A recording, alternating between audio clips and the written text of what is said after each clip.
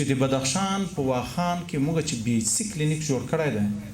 د عامې روغتیا وزارت مسؤلین وایي چې د یاد وزارت بیلا اداري برخې او د روغتیایي کادرونو اسناد به ډیجتل بڼې ته واړوي. ډاکټر قندر عباد د عامې روغتیا وزارت سرپرست په کابل کې د خصوصي روغتیایي علومو د انستیتیوتونو د ډیټابس په پرانیست غونډه کې وویل چې د هیواد په ټولو ولایتونو او پلازمینه کابل کې به د دولتی او خصوصي روغتیایي مرکزونو او روغتونونو ټول سیستمونه ډیجیټل بڼې ته واړوي ترڅو په لرې پرتو سیمو کې خلکو ته غوره روغتیایي خدماتونه وړاندې شي او د خلکو ستونزو ته په ښه توګه رسیدنه وشي.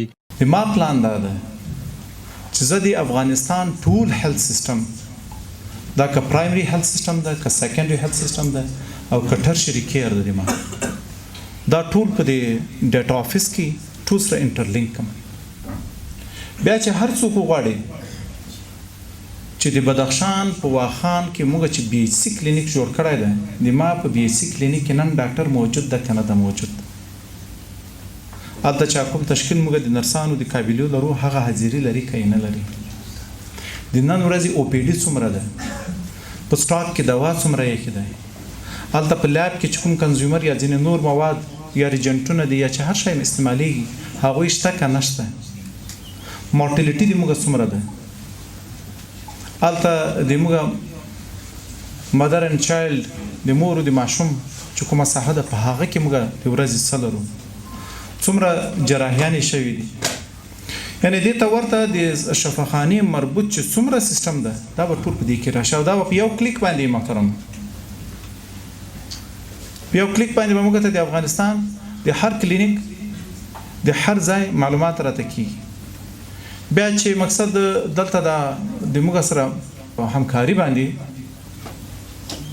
یا نړیوال سازمانونه دي یا د موږ داخلي مؤسسات یا د دولت چې کوم خپل تشکیل ده دا به موږ ته ډیر زر معلومیږي چې نن د غزني په فلاني ولسوالۍ په فلاني کلي کې چې هلته سب سنټر ده یا هلته سی ایچ سی ده یا هلته ډي ایچ هاسپیټل ده په هغه کې نن د خدمت معیار دا ده نن هلته د خلکو شکایتونه د دې شي نه دي هلته دوا نه ده موجوده په دوا کې دا ارقام کم دي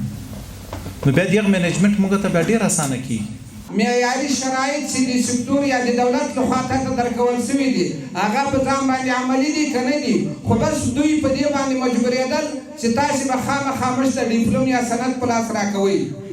اوس الحمدلله داسې نظام راغی چې د دې په ځای باندې چې دوی دې ته مجبوروي چې تاسې هوایي ډیپلوم چاته په لاس ورکړئ یا غیر معیاري خدمات چاته وکړئ یا غیر حاضر محصل حاضر وګڼئ. د دې په ځای باندې دا ورجو غواړي تاسې داسې خدمات ملت ته پیش کړئ چې هغه معیاري با کیفیته محصل فارغ کړئ او استادان با استعداده ورته ودروئ او واحد کریکولم په ټول افغانستان کې پلی کړئ. د عامې روغتیا وزیر زیاته کړه چې د روغتیایي مرکزونو او روغتونونو د سیستمونو چارې ډیجیټل بڼې ته په اړولو سره به په روغتیایي خدماتونو کې د پام وړ ښه والی رامنځته شي. د دې سیستم د مروج کولو سره به انشاءالله په سیستم کې ډیره بهتري راشي په خدمت کې به ډیره بهتري راشي په رسیدګي کې به ډیره بهتري راشي په لاسته راوړنو کې به ډیره بهتري راشي مریض ته په ارزا کې په دې کې به ډیره بهتري راشي او د موږ هدف هر نوی قدم د بهتري په طرف باندې ده. ډاکټر قندر عباد زیاته کړه چې د خصوصي روغتیایي علومو د انستیتیوتونو د ډیټابس د پرانیستلو سره به د روغتیا د برخې د پرسونل د علمي اسنادو او مدارکو کتنه ارزونه او لاسرسی اسانه شي. په افغانستان کې ای هیلث سیستم جوړول انشاءالله د موږ دوم قدم وي. الحمدلله په دې کار کې موږ وتوانېدلو دا چې کله انټروډیوس شي کله امپلیمنٹ شي کله چې موږ تطبیق کو د دې نتایج به انشاءالله ډیر زر راوځي. اوس هم موږ په خپلو تعلیماتو کې په عالي تحصیلاتو کې په تخصصي برنامو کې ډیری وخت مشکلات سره مخامخ یو. سرټیفیکیشن اگزام نتایج اپروول اټسټیشن دا ټول هغه شیان دي چې دا ټول د یو شاګرد و د یو محصل ښه کافي وخت ضایع کوي. باور و یقین وکړئ چې په دې باندې زه ښه پوهېږم چې دومره وخت په باندې ضایع کېږي دومره وخت چې په دغومره وخت کې سړی یو بل تخصصا کولی شي. د دې سیستم په تطبیق کولو کې زه د انستیتیوتونو د ټولو رئیس صاحبانو د ټولو اداري پرسونلونو نه ډېره مؤدبانه غوښتنه کوم چې د دې په تطبیق کې د دوی ډېر په جدي ډول باندې دا هر څه چې جوړ شوي دي د افغانستان د خیر او د ښېګړې لپاره جوړ شوي دي د تعلیمي ادارې د خیر او د ښېګړې لپاره جوړ شوي دي د استاد د ښه کیریر لپاره جوړ شوي دي د شاګرد د ښه کیریر او د ښې روزنې لپاره جوړ شوي دي نو کوم شیان چې شاګرد ته متوجه دي هغه شاګرد خپل شیان اپډیټ کوي باید چې کوم شیان استاد ته متوجه دي هغه استاد د هغه شیان ټول اپډیټ کوي چې کوم شیان ادارې ته متوجه دي هغه اداره دې په دې کې بیا سستی نه کوي لله الحمد د موږ د ریاست اړوند 150 خصوصي صحي انستیتیوتونو موجود دي چې دغه انستیتیوتونو کنټرول نظارت او تفتیش او د دوی د نورو چارو د ترسره کولو لپاره موږ 25 کسه تشکیل لرو او نوموړی تشکیل د دومره ډیرو انستیتیوتونو او د مختلفو ولایتونو کې موږ لله الحمد په 2 مختلفو ولایتونو کې انستیتیوتونه لرو نو د دې نظارت او کنټرول د